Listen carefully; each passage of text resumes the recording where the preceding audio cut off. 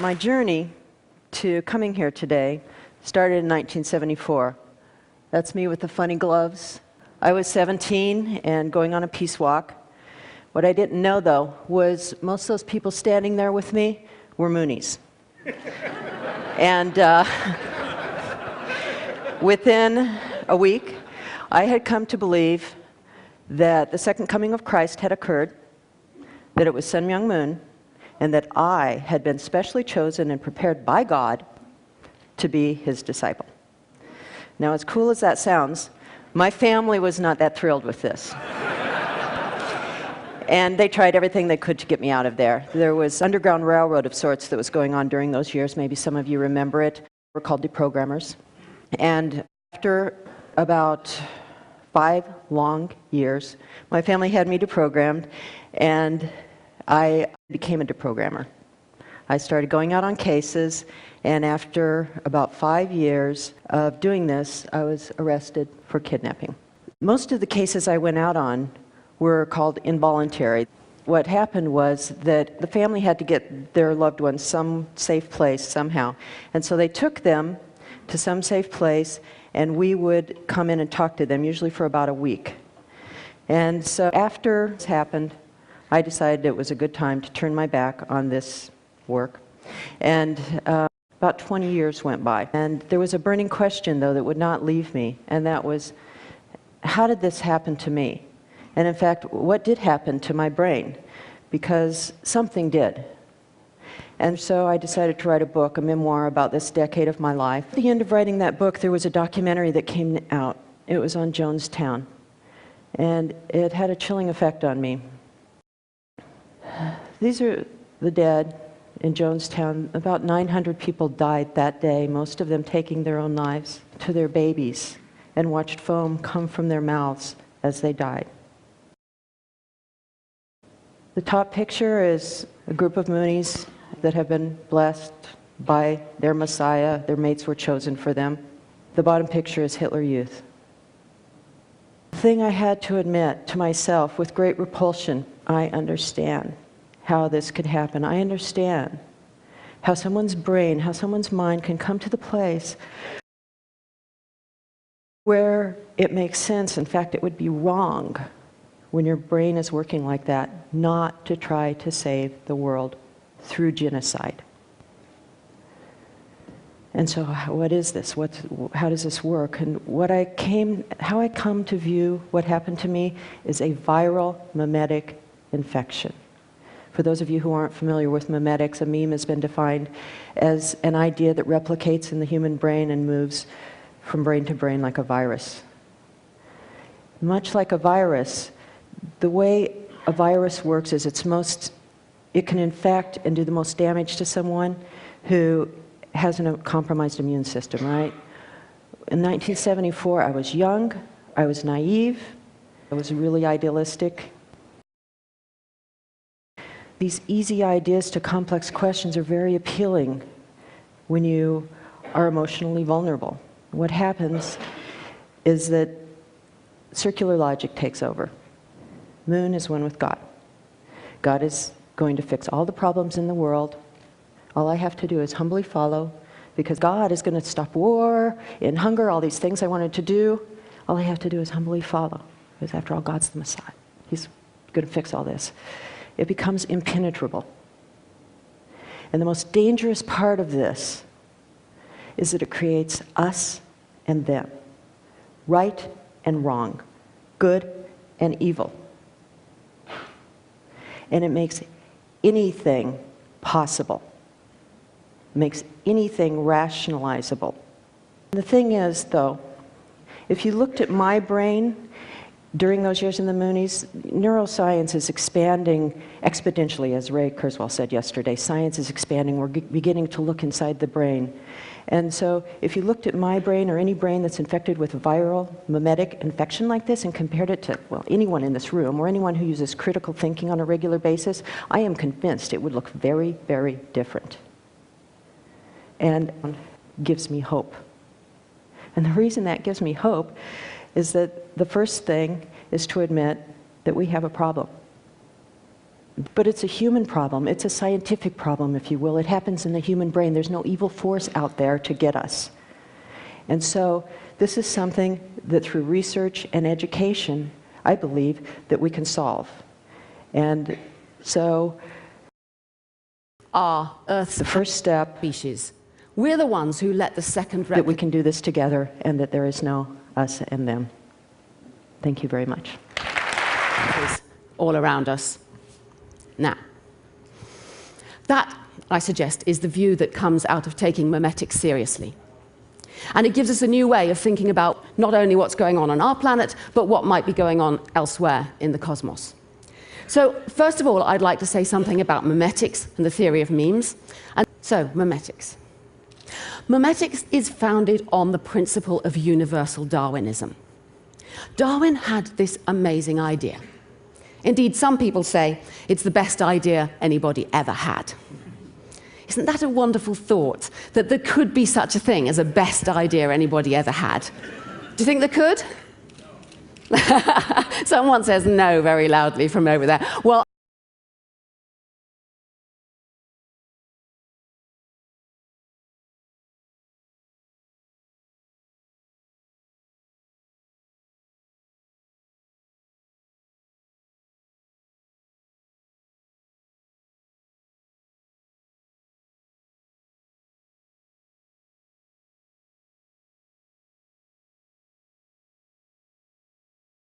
why? Because the idea was so simple. What did Darwin say? I know you know the idea, natural selection. And if the very few that survive pass on to their offspring whatever it was that helped them survive, then those offspring must be better adapted to the circumstances in which all this happened than their parents were. You see the idea? If, then. He had no concept of the idea of an algorithm, but that's what he described in that book. And this is what we now know as the evolutionary algorithm. The principle is you just need those three things: variation, selection, and heredity.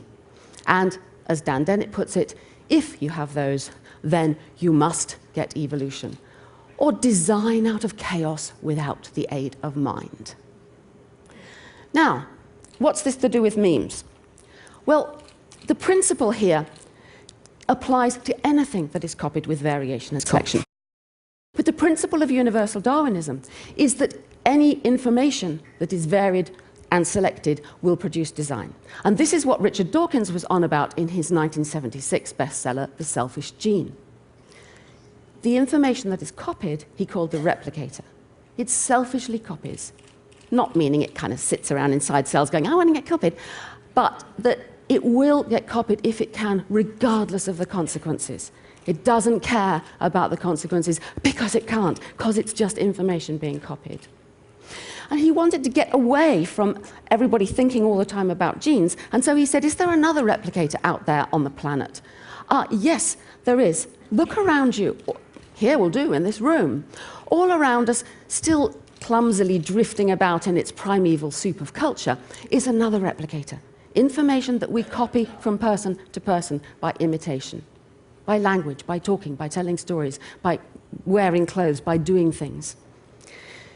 This is information copied with variation and selection. This is design process going on. He wanted a name for the new replicator. So he took the Greek word, mime, which means that which is imitated. Remember that. That's the core definition, that which is imitated, and abbreviated it to meme just because it sounds good and made a good meme, an effective spreading meme. So that's how the idea came about.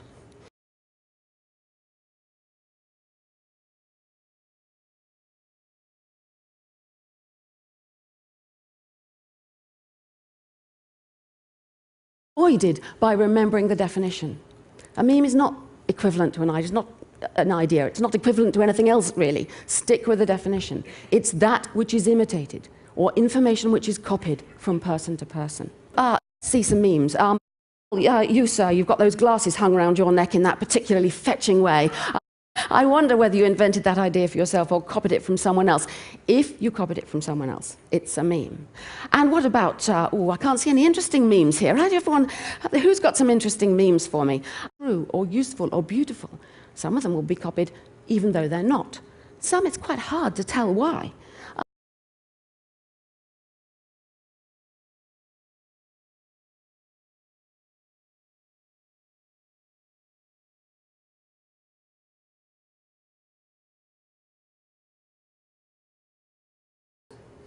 Soap, yeah, what else you see? Sink, toilet. Sink, toilet, yeah, these are all memes, but they're sort of useful ones. And then there's this one. There's one particular curious meme which I rather enjoy, and I'm glad to say, as I expected, I found it when I came here, and I'm sure all of you found it too. You go to your nice posh international hotel somewhere, and you come in and you put down your clothes and you go to the bathroom, and what do you see? In the jungle in Assam. Who folded that thing up there and why? Some people get carried away. Some hotels exploit the opportunity to put even more memes with a little sticker. What is this all about? I suppose it's there to tell you that somebody's clean.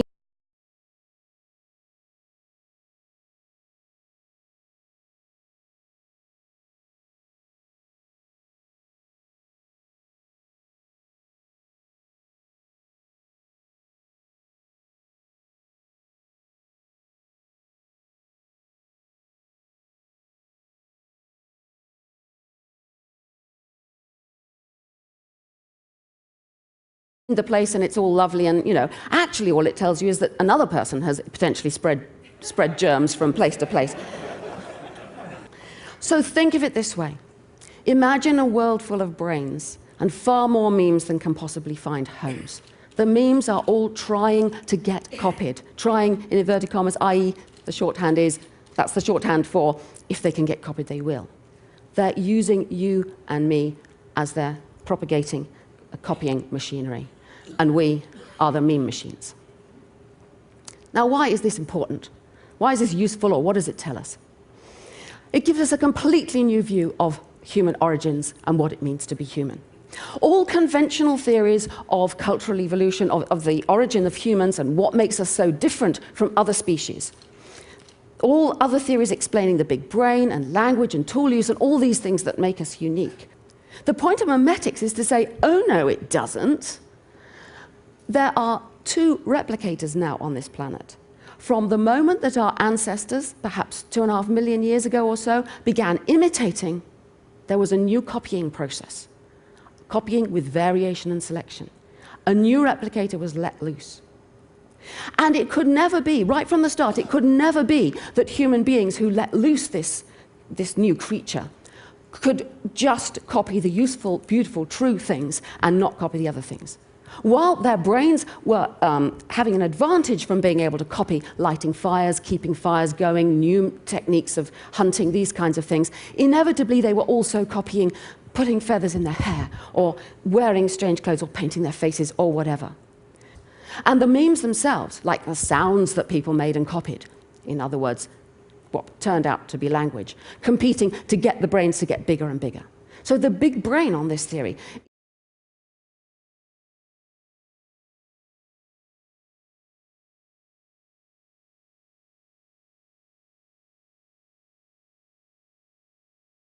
that are doing the driving.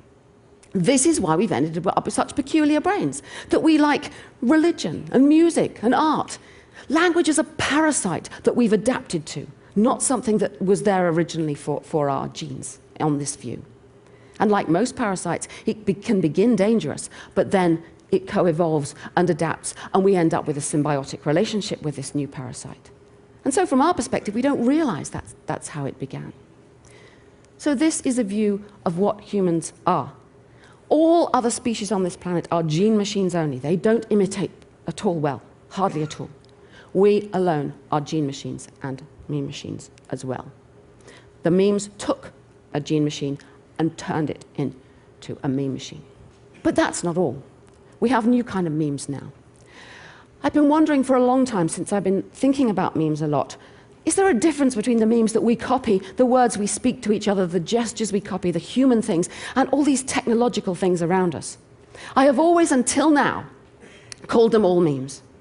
But I think getting there, we're at this extraordinary point where we're nearly there, that there are machines like that. And indeed, in the short time I've already been at TED, I see we're even closer than I thought we were before. So actually, now, the teams are storage of memes out there on a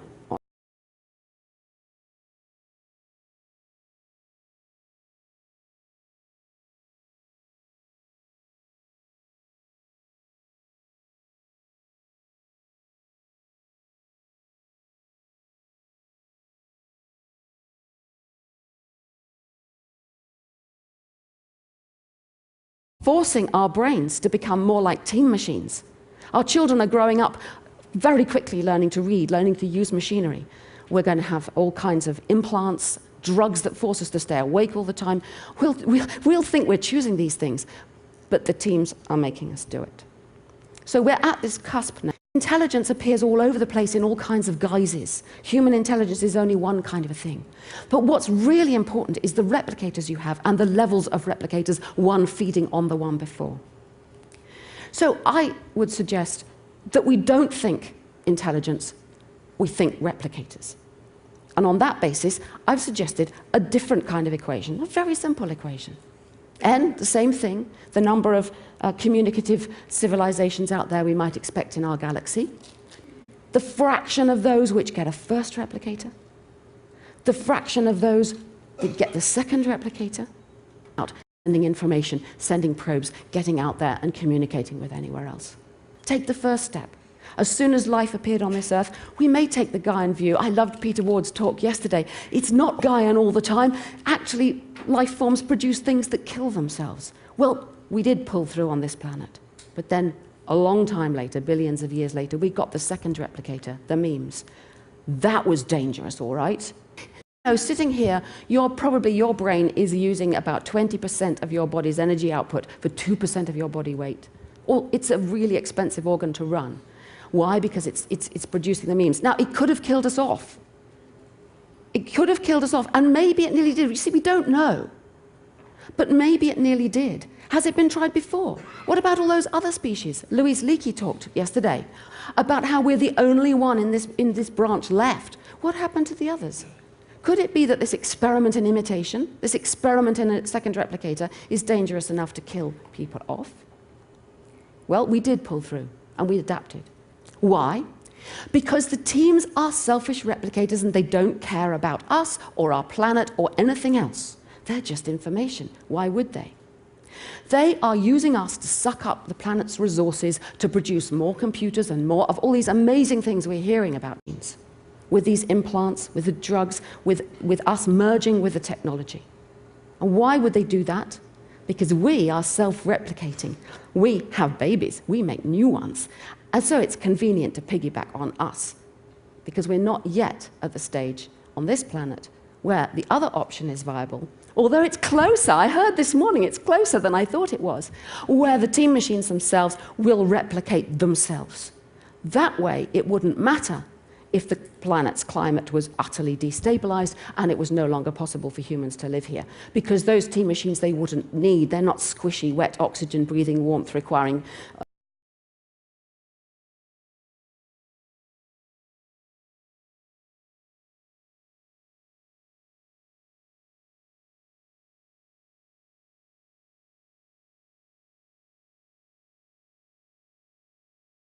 is showing us how dangerous the third point is, that third danger point, getting the third replicator. And will we get through this third danger point? They could carry on without us. So those are the two possibilities.